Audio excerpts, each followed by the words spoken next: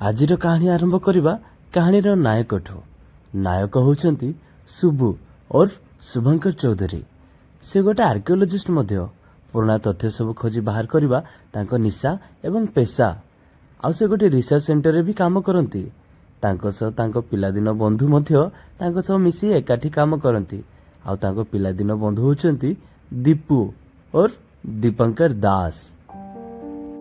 चलतु प्रथम जानी नबा ए दुई बंधुଙ୍କ विषय ए दुए हेले पिलादिन बंधु। एमानंको बंधुता निज भाईठू भी बलिकी केवल एकाठी जे काम करती से से माने बंधु नुहति आज्ञा।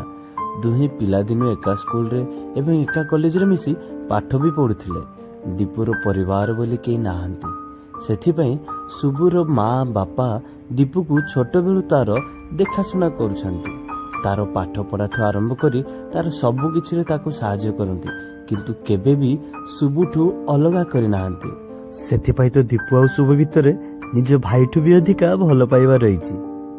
एई दुई बंधुंकर भल पाइबा अति नियारा।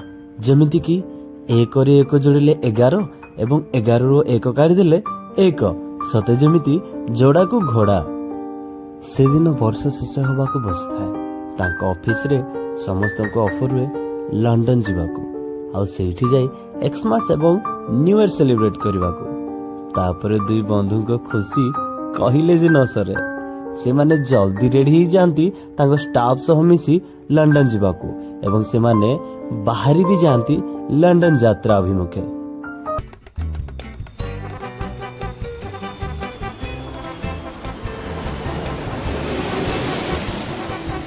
जहा को सांग लंडन ट्रिप रे प्लानिंग करिकी कंपनी बहुत बढ़िया डिसीजन नेछि। लंडन बुलियार मजा ओहो ए टाइम रा मिली थांता। हां ना लंडन बुलिबू। अरे केते काम बाकी अछि तोर मन अछि कि नहीं? जल्दी लंडन बुला सरले कि आमे जाई के काम रे जॉइन करबा। तोर तो खाली काम।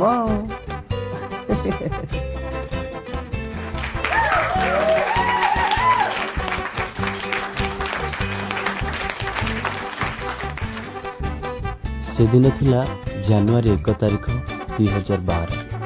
लंडन रे न्यू ईयर सेलिब्रेट करि सारी सब स्टाफ निज निज होटल रूम को आसी सोई पड़ती। सुबु एवं दीपू मध्य तांको होटल रूम को आसी सोई पड़ती।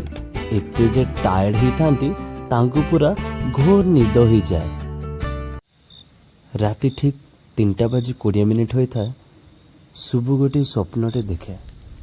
स्वप्न रे गोटे युवकटी रक्तर जुड़ुबुड़ हो अचेत हो पड़ी था।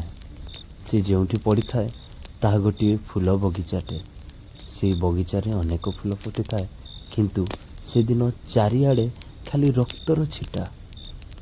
कहीं ना सेठारे केवल से युवक नुहे अन्य आउ किछि लोक माने मध्य क्षत विक्षत हो पड़ी थांती। किंतु दूररू केही जणे व्याकुल कंठरे स्वर दे डाकुटाए, ओंकार ओंकार ओंकार। से आउ केही नुहे से युवकटीर प्रेमिका, जे कि रक्तर जुड़ुबुड़ हो पड़ी एवं ता प्रेमिकार ना होची चित्रा और चित्रलेखा। ओंकार ओंकार ओंकार ओंकार ओंकार। युवकटी ता प्रेमिकार डाक शुणी से कष्टरे निज हाथ ऊपर को उठाई चित्रा को इशारा करे। आउ ताहा देखी चित्रा दौड़ी ओमकार पाखक जाए एवं ओमकार को साउंटी निज कलरे धरी बसे। ओमकार को ए अवस्था देखी से चित्कार करी कांदे आ कहे, ओम तुमर कौन है? ओम तुम देहरे एते क्षत विक्षत के करिछि? ओम किछि कुह। ओम किछि कुह। ओमकार कहे, चित्रा मते क्षमा कर दब। चित्रा मु तुम कथा रखी पारनी। चित्रा मते क्षमा कर दियो। मते क्षमा कर दियो चित्रा। चित्रा कहे, ओम तुम्हें कौन कहूच? ओम तुमरे किछि हबनी। तुमरे किछि हबनी। ओम ओंकार कष्टरे निज आखि पता ऊपर को उठे चित्रा को कहे, ଚିତ୍ରା ମୁଁ ଏ ଜନ୍ମରେ ତୁମର ହେଇପାରିଲିନି ଚିତ୍ରା ମୋତେ କ୍ଷମା କରିଦିଅ ମୋତେ କ୍ଷମା କରିଦିଅ ଚିତ୍ରା ଚିତ୍ରା ଜୋରରେ କାନ୍ଦେ ଏବଂ କୁହେ ତମର କିଛି ହବନି ତମର କିଛି ହବନି ସେମିତି କୁହନା ଓମ୍ ନିଜ କଷ୍ଟ ହୃଦୟରେ ଚିତ୍ରାକୁ କୁହେ ମୋ ପାଖରେ ଆଉ ସମୟ ନାହିଁ ଚିତ୍ରା ମୁଁ ଶେଷ ଥର ପାଇଁ ତମକୁ କିଛି କହିବାକୁ ଚାହେଁ ମନ ଦେଇ ଶୁଣିବ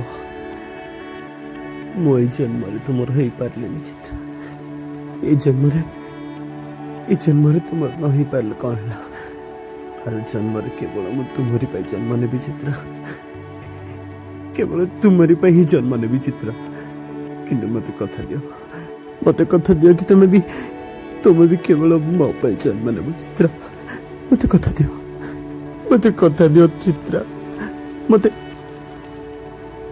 ଏହା କହି ଓମକାର ନୀରବ ହୋଇଯାଏ ଏବଂ ଆଖି ବୁଜିଦିଏ ଚାରିଆଡ଼େ ସତେ ଯେମିତି ନିଶବ୍ଦ ହୋଇଯାଏ ଆଉ ଚିତ୍ରା ମଧ୍ୟ ନିଶବ୍ଦ ହୋଇଯାଏ ଆଉ ସେ କୁହେ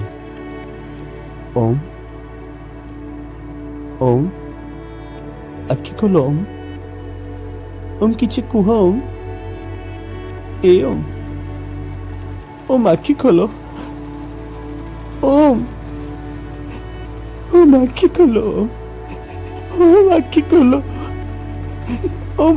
ଖୋଲ ଚାରିଆଡ଼େ ସତେ ଯେମିତି ନିଶବ୍ଦର ଛାୟା ଖେଳିଗଲା ସାହାଯ୍ୟର ଦ୍ୱାର ସବୁଆଡୁ ବନ୍ଦ ହୋଇଯାଇଥାଏ ଚିତ୍ରା ସହି ନ ପାରି ଚିତ୍କାର କରିକି କାନ୍ଦି ପକାଏ ଠିକ୍ ସେତିକି ବେଳେ ଶୁଭଙ୍କର ଚିତ୍କାର କରି ଉଠେ ନା ତାର ଏଇ ଚିତ୍କାର ଶୁଣି ତା ସାଙ୍ଗ ଦୀପୁ ମଧ୍ୟ ଉଠିଯାଏ ଆଉ କୁହେ ଆରେ ଶୁଭୁ କ'ଣ ହେଲା ଏମିତି ଚମକି ପଡ଼ିଲୁ କାହିଁକି ଶୁଭୁ କୁହେ ନା ରେ କିଛି ନାହିଁ ଦୀପୁ କୁହେ କିଛି ନାହିଁ କ'ଣ ଯେ ଏତେ ଜୋରରେ ଚମକି ପଡ଼ିଲୁ ପୁଣି କହୁଛୁ କିଛି ନାହିଁ ହଁ ଶୁଭୁ କୁହେ ନା ସେ କିଛି ନୁହଁ ଆକ୍ଚୁଆଲି ଗୋଟେ ସ୍ୱପ୍ନଟେ ଦେଖିଲି ନା ସେଥିପାଇଁ ବୋଧେ ଚମକି ପଡ଼ିଲି ଦୀପୁ କୁହେ ଆରେ ଭାଇ ତୁ ସେ ସ୍ୱପ୍ନ ଦେଖି ଟିକେ ଚିଲେଇବା ବନ୍ଦ କର ବୁଝିଲୁ ଆଉ ମନେ ଅଛି ତ କାଲି ଆମକୁ ବାହାରିବାକୁ ପଡ଼ିବ ପୁଣି ଥରେ ଇଣ୍ଡିଆ ଶୋଇପଡ଼ ନହେଲେ ଏମିତି ଚମକି ପଡ଼ିଲେ ଆଉ ଉଠି ପାରିବୁନି ଯାଇପାରିବୁନି ବୁଝିଲୁ ଶୁଭୁ କୁହେ ହଁ ଚାଲ ଶୋଇପଡ଼ ମୋର ମନେ ଅଛି ଏହା କହି ସେ ଦୁହେଁ ଶୋଇପଡ଼ନ୍ତି ଏବଂ ତା ପରଦିନ ବାହାରି ଯାଆନ୍ତି ଇଣ୍ଡିଆକୁ